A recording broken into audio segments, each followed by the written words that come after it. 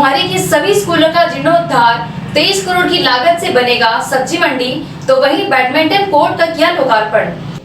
कुम्हारी में लगभग 5 करोड़ 72 लाख रुपए के विकास कार्यों के लोकार्पण और 1 करोड़ 52 लाख के कार्य के भूमि पूजन के अवसर पर पहुंचे मुख्यमंत्री भूपेश बघेल ने थोक सब्जी मंडी निर्माण की बड़ी घोषणा की। कुम्हारी में 23 करोड़ रुपए की लागत से यह सब्जी मंडी तैयार होगी। इसके साथ ही कुम्हारी नगर पालिका के सभी स्कूलों के जीर्णोद्धार की भी मुख्यमंत्री ने घोषणा की। उन्होंने महामाया उद्यान के बगल से लगे खदान के जीर्णोद्धार की भी घोषणा की।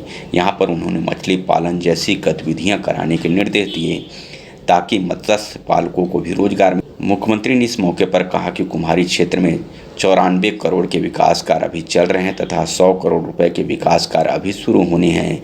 उन्होंने कहा कि इस 3 सालों में कुम्हारी की सूरत तेजी से बदली है। कोई भी नागरिक जब 3 साल बाद कुम्हारी पहुंचेगा तो इस शहर में वो बड़े बदलाव महसूस करेगा। हमें बहुत खुशी है कि कुम्हारी में हर संभव सुविधा अब मौजूद है। पहले ना यहाँ बेहतर स्वास्थ्य सुविधा थी, ना ही शिक्षा की अच्छी व्यवस्था। अब यहाँ पर अच्छा अस्पताल है, 2 स्वामी आत्मानंद अंग्रेजी माध्यम स्कूल है जो जंदगिरी और कुम्हारी में चल रहे हैं। इसके साथ ही महाविद्यालय भी आरंभ किया गया है। जिम का और साथ ही बैडमिंटन कोर्ट का भी हुआ और एक गार्डन का, तो लगातार विकास कार्य यहाँ कुम्हारी में हो रहे हैं और कुम्हारी का सौंदर्यीकरण लगातार किया जा रहा है। बहुत प्रतीक्षित मांग थी इस शहर के विकास के लिए, तो लगातार कोशिश करके लगभग अभी तक 92 करोड़ के काम अभी चल रहे हैं। और जो फिर से नई जो नल जल योजना है उसमें लगभग 100 करोड़, और फिर मंडी जो सब्जी मंडी, चूँकि आसपास में ताज़ा सब्जी मिलता है यहाँ और कहाँ से कुम्हारी मंडी की बड़ी मांग भी है, तो उसके लिए भी 23 करोड़ रुपया स्वीकृत हुआ है।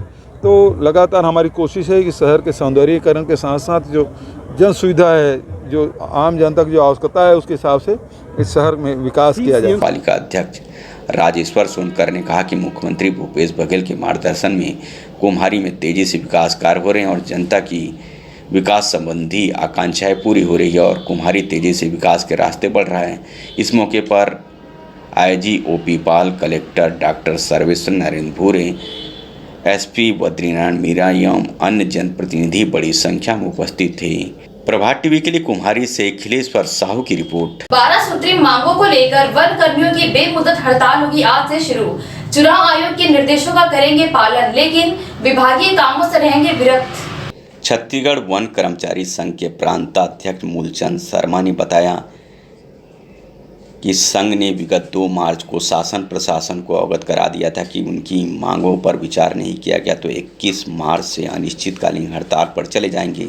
इसलिए अब वे आज से अनिश्चितकालीन हड़ताल शुरू कर रहे हैं। उनकी पहली मांग है कि वन रक्षकों को वर्तमान में ग्रेड वेतन 1900 दिया जाए, जिसे बढ़ाकर ग्रेड वेतन 2400 किया जाए। इसी तरह वन पालों का ग्रेड वेतन 2200 से 2800 एवं वन क्षेत्रपाल का ग्रेड वेतन 2400 से बढ़ाकर 4200, वन क्षेत्रपाल का ग्रेड वेतन 4300 से बढ़ाकर 4800 रुपये किया जाए। शासन ने वन रक्षकों का वेतनमान 3050 से 4590 स्वीकृत किया था, लेकिन सेवानिवृत्त होने पर उन्हें 2750 की वसूली की जा रही है, जिसे तुरंत बंद किया जाए। मूलचंद शर्मा ने कहा कि राज्य का 41% भूभाग वनों से आच्छादित है, जबकि उत्तर प्रदेश, हरियाणा आदि प्रदेशों में इनकी तुलना में काफ़ी कम वन हैं, जिसके बावजूद वहां के वन कर्मियों को ज़्यादा वेतन मिलता है। यहां पर वन अधिक है जबकि कर्मचारी कम हैं। एक वन रक्षक पर सैकड़ों वर्ग किलोमीटर वन की सुरक्षा का दायित्व रहता है। 2003 में सेटअप की स्वीकृति दी गई थी, जिसे 19 वर्ष बीत चुके हैं। उसके बाद से नए जिलों के बनने से कार्यक्षेत्र में असामान्य बढ़ोतरी हुई है। शर्मा ने कहा कि अन्य मांगों में वन विभाग के दैनिक वेतन भोगियों को राज्य सरकार अपने जन घोषणा पत्र के वायदे को पूर्ण करते हुए नियमित करे। छत्तीसगढ़ वन कर्मचारी संघ मैं अपना पहले परिचय दे रहा हूँ। मैं मूलचंद शर्मा, प्रांताध्यक्ष छत्तीसगढ़ वन कर्मचारी संघ रायपुर। विगत 8-10 वर्षों से हमारी जायज़ लंबित मांगी रही हैं। उसमें प्रमुख होता रहा है वेतनमान का निर्धारण।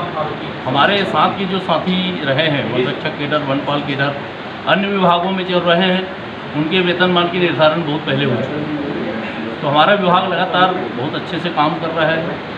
वेतनमान निर्धारण का उनका अधिकार है, वो परिवर्तन होना चाहिए। वो हम लोगों ने सारी मांगें दे दी है और विभाग भी हमारा सहमत है। दूसरा जो है वर्ष 2003 से 3050 का वित्त विभाग का सेटअप में निर्धारण है, हमारा विभाग उसका वेतन दे रहा है, एरियस राशि भुगतान की गई है। अभी अचानक सेवानिवृत्त हो रहे हैं उन कर्मचारियों से वसूली हो रही है। हमारी ये जायज़ मांग है कि वर्ष 2003 से उसको स्वीकृत कर दिया जाए जब वित्त विभाग के सेटअप में है। ट्रेजरी ने पहले आपत्ति नहीं की, अब आपत्ति कर रही थी। ये तो हमारे विभाग की गलती हो चाहे शासन की गलती, कर्मचारियों को वेतन जो मिल रहा है वो मिलता रहे, उसमें वसूली ना हो। समता सैनिक दल का स्थापना दिवस इस्पात नगरी भिलाई के डॉक्टर अंबेडकर भवन सेक्टर 6 में मनाया गया, जिसमें छत्तीसगढ़, मध्य प्रदेश, उत्तर प्रदेश, महाराष्ट्र से समता सैनिक दल से जुड़े लोगों ने बढ़ चढ़कर हिस्सा लिया। समता सैनिक दल के स्थापना दिवस के अवसर पर ST, SC, OBC, बौद्ध, अल्पसंख्यक सामाजिक जनप्रतिनिधियों द्वारा प्रदेश स्तरीय सम्मेलन भारत राष्ट्र, भारत के संविधान, मौलिक अधिकारों पर संविधान बचाओ देश बचाओ जन जागरण अभियान का आयोजन भिलाई में डॉक्टर अंबेडकर भवन सेक्टर 6 में किया गया, जिसमें प्रमुख रूप से BD चौधरी, राष्ट्रीय organiser, Indian democratic alliance Uttar Pradesh, doctor Mahendra Kumar Meshram, प्रवक्ता संविधान फाउंडेशन नागपुर, दिलीप वासनीकर, जांच आयोग छत्तीसगढ़, सुनील रामटेके, राष्ट्रीय अध्यक्ष सेल ST एम्प्लॉय फेडरेशन नई दिल्ली, आनंद रामटेके, प्रदेश अध्यक्ष समता सैनिक दल छत्तीसगढ़ के अलावा कई गणमान्य नागरिकों ने इस आयोजन में अपनी उपस्थिति दी। आपको बता दें कि समता सैनिक दल की स्थापना 1927 में हुई थी, जिसका मुख्य उद्देश्य सामाजिक, आर्थिक, धार्मिक संस्कारों का अनुसरण करना, संविधान के विचारों को प्रसारित करना। समता सैनिक दल का भारत के सभी राज्यों में संगठन संचालित है। जनहित में SC, ST, OBC अल्पसंख्यक समुदाय के लिए जो संविधान एक बुनियादी सुविधा के तहत अधिकार देता है, उसके एवज में एक जन जागरण अभियान है। यह अभियान देश में गरीब तबकों के लिए यह अभियान तत्पर जारी रहेगा। और संविधान की जहाँ तक बात आती है, आज संविधान को कई प्रकार की विसंगतियाँ लोग निर्माण करते हैं और जिस प्रकार से संविधान की बात करते हैं उन्हें समता सैनिक दल मुंहतोड़ जवाब देगी। और संविधान के मौलिक अधिकारों के तहत चाहे SC, ST, OBC हो, उनकी जो अनुसूची उनके जो अनुच्छेद है उसके तहत कार्य करेगी। और जो अधिकार आजकल छत्तीसगढ़ की जहाँ तक हम बात करते हैं, संविधान के मौलिक अधिकारों के तहत छत्तीसगढ़ जो वर्तमान में बना, उस माध्यम से यहाँ पे जो SC, ST का जो वर्गों का शोषण होता है, उनके अधिकारों से वंचित किया जाता है।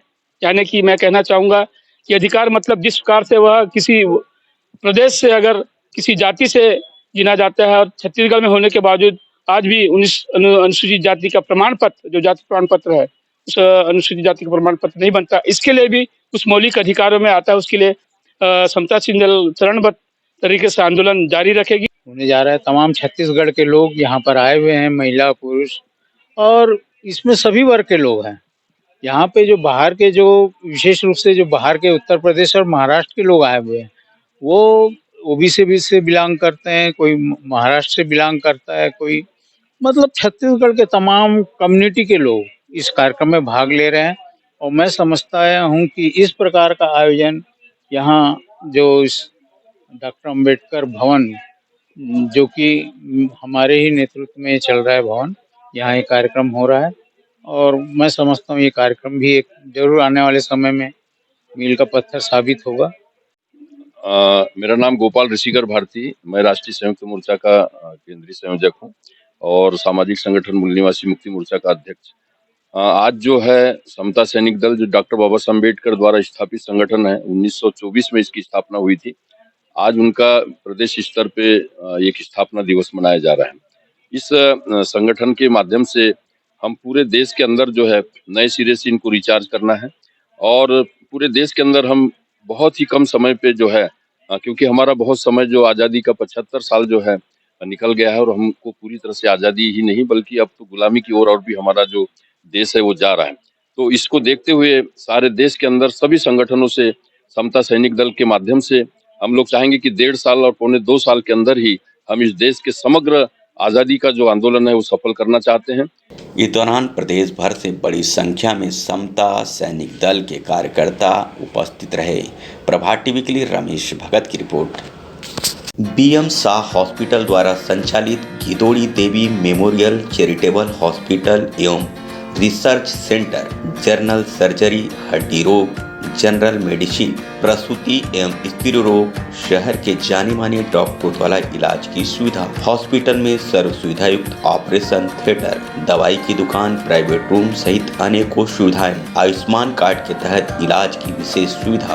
पता जी road, new Khursipar, Bhilai. Phone number 07884051001, mobile number 8821030555। तांबा, पीतल, कांसा, aluminium, stainless steel, cooker, mixie सभी प्रकार के बर्तनों के चिल्लर एवं थोक विक्रेता। यहाँ पर कुकर, मिक्सी, गैस चूल्हा बनाए जाते हैं। अनुराग मेटल शॉप नंबर 10, नेहरू भवन road, Supela, Bhilai. Mobile number 9827187008।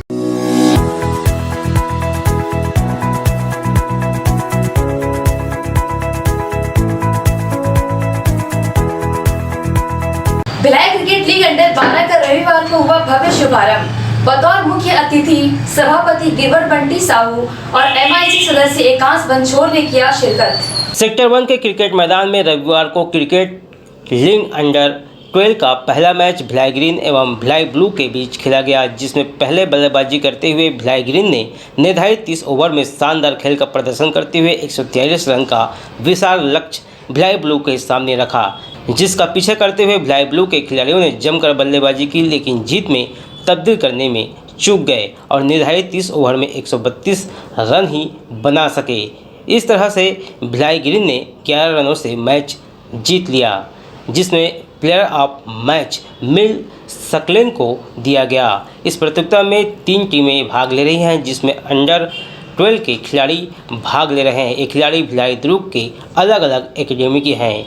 वहीं मैच के शुभारंभ में मुख्य अतिथि के रूप में सभापति गिरवर बंटी साहू और MIC सदस्य एकांश बंछोर विशेष अतिथि के रूप में मौजूद रहे।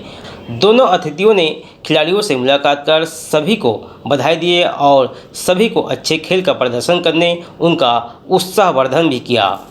आज सेक्टर 1 में अंडर 12 का आज मैच खेला जा रहा है और ये बहुत ही अच्छा रहे। शायद दोनों टीम भिलाई की ही टीम है। कितने टीम भाग लिए हैं सर? इसमें लगभग 3 टीम भाग लिए हैं। तीनों अल्टरनेट खेलते रहे। किसके बीच हुआ पहला मैच आज? पहला मैच भिलाई और दुर्ग, और दोनों भिलाई और दुर्ग के बीच में हो रहा है।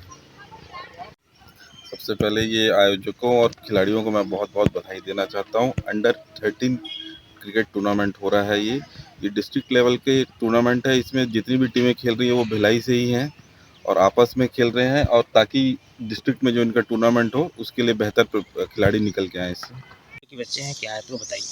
ये एक्चुअली ये ना एक टूर्नामेंट नहीं है, ये एक ना प्रमोशन एक्टिविटी है जो भिलाई के जो दुर्ग के जो छोटे छोटे जो बच्चे हैं, जो बच्चों को भिलाई को डिस्ट्रिक्ट को रिप्रेजेंट करना है अंडर 14 में इस वर्ष, उन्हीं बच्चों को भिलाई की जितनी दुर्ग की जितनी भी एकेडमी है उस एकेडमी से सब बच्चों को सेलेक्ट करके हमने 3 टीमें बनाई हैं, Bhilai blue, Bhilai green and Bhilai red. Bhilai green को जो रिप्रेजेंट कर रहे हैं, जो प्रमोशन कर रहे हैं, वो भिलाई ग्रीन को प्रमोशन कर रहे हैं Sai commerce coaching. Bhilai red को कर रहे हैं KPS नेहरू नगर, और भिलाई ब्लू को गैलेक्सी इन्फा का वो कर रहे हैं स्पॉन्सरशिप। ठीक है। भिलाई ग्रीन को Sai commerce Kohka coaching Bhilai, Bhilai red को KPS भिलाई और भिलाई ब्लू को गैलेक्सी इंफ्रा एवं कंस्ट्रक्शन कोहका भिलाई स्पॉन्सर कर रही है। प्रभात टीवी के लिए योगेश वर्मा की रिपोर्ट। छत्तीसगढ़ राज्य गौ सेवा आयोग के अध्यक्ष महामंडलेश्वर डॉक्टर महंत राम सुंदरदास ग्राम राखी विकासखंड साजा का निरीक्षण किया। गौ सेवा आयोग के अध्यक्ष ने गोठान में संचालित एवं स्थापित विभिन्न गतिविधियों का भ्रमण एवं सहावलोकन कर प्रत्येक कार्य की जानकारी ली। निरीक्षण के दौरान कृषि विज्ञान केंद्र के वैज्ञानिक डॉक्टर जितेंद्र जोशी ने गोठान राखी में स्थापित केला तना रेशा उत्पादन इकाई में महिला समूह के माध्यम से केले के तने से निर्मित विभिन्न उत्पादों जैसे केला तना से रेशा का जीवंत प्रदर्शन कर केला पल्प से खाद एवं केला तना से प्राप्त जल से भविष्य में तरल जैविक खाद बनाए जाने की प्रक्रिया की विस्तृत जानकारी दी। इंजीनियर जितेश जोशी द्वारा बताया गया कि महिला समूह द्वारा लगभग 700 किलोग्राम रेशा का उत्पाद किया जा चुका है। साथ ही साथ केला तना जल का प्रायोगिक परीक्षण फसलों की उत्पादकता एवं मृदा उर्वरक पर कृषि विज्ञान प्रक्षेत्र में किया जा रहा है। इसी प्रकार आप उत्साहित होकर के उस काम को आगे बढ़ाएं और राखी गांव का यह गौठान बहुत आगे बढ़े, क्योंकि यह माननीय मंत्री महोदय का क्षेत्र है, मंत्री महोदय का गौठान है और आप सब इसमें काम कर रहे हैं। आवारा कुत्तों को पकड़ने का कार्य करने वाले युवक शिशिर को दुर्ग के रहने वाले प्रदीप दुबे और उसके साथियों ने मारपीट की घटना को अंजाम दिया है, जिससे शिशिर के सर में चोट आई है। छावनी थाना पुलिस ने मामला दर्ज कर युवकों की तलाश शुरू कर दी है। मोंगरा देशमुख ने बताया कि नगर पालिक निगम भिलाई द्वारा तुलसी महिला स्व सहायता समूह रिसाली भिलाई को आवारा कुत्तों को पकड़कर बधियाकरण करने हेतु निविदा में न्यूनतम दर प्राप्त होने के कारण यह कार्यादेश उन्हें मिला था। निविदा के नियम शर्तों का पालन करते हुए इस संस्था द्वारा आवारा कुत्तों को पकड़कर बधियाकरण का कार्य किया जा रहा है। संस्था द्वारा कार्य करते हेतु बाहर से कर्मचारी रखा गया था, जो वर्तमान में चंद्रा मौर्य टाकीज के समीप स्थित मेटाडोर स्टैंड में रहकर डॉग हाउस में रखे गए कुत्तों का देखरेख करते हैं। साथ साथ क्षेत्रों में आवारा कुत्तों को पकड़ने का भी कार्य करते हैं। 18 मार्च को दुर्ग में आवारा कुत्तों को पकड़ने का कार्य में लिप्त 3 लड़के डॉक्टर प्रवीण दुबे के साथ अन्य 2 व्यक्ति द्वारा उनके ऊपर जानलेवा हमला किया गया। दुर्ग में आवारा कुत्तों को पकड़ने का कार्य में संलग्न 3 लड़के डॉक्टर प्रवीण दुबे के साथ अन्य 2 व्यक्ति द्वारा उनके कर्मचारी शिशिर पर जानलेवा हमला किया गया। कर्मचारी को इलाज हेतु बीएम शाह अस्पताल में भर्ती कराया गया। डॉक्टर द्वारा इलाज के दौरान उनके मस्तिष्क में 32 टाँके लगाए गए। इसके अतिरिक्त उनके शरीर में कई जगह चोट पहुंचाया गया। आवारा कुत्तों को पकड़ने हेतु डॉग हाउस में रखे गए वाहन में भी तोड़फोड़ की गई। घटना के संबंध में सूचना प्राप्त होते ही घटनास्थल में पहुंचकर तुरंत समूह के महिला सदस्यों के साथ थाना छावनी में एफआईआर दर्ज कराई गई है। महिला स्व सहायता समूह की महिलाओं को भी मोबाइल के माध्यम से कार्य बंद करने और घटित घटना के संबंध में किसी को नहीं बताने हेतु धमकी दी जा रही है। इस पूरे मामले को लेकर मोंगरा देशमुख ने जानकारी प्रभात टीवी को दी है। वीरांगना रानी अवंतीबाई लोधी की शहादत दिवस पर समाज के लोगों ने निकाली बाइक रैली।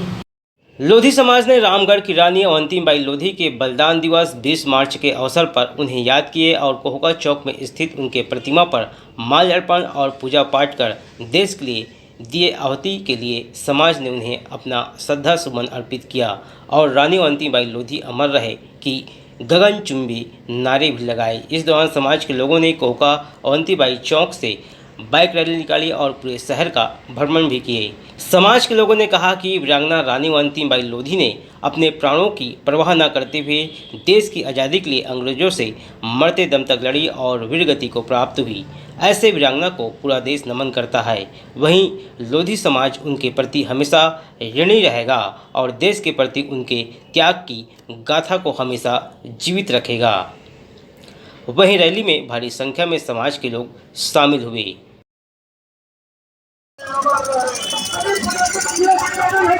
माता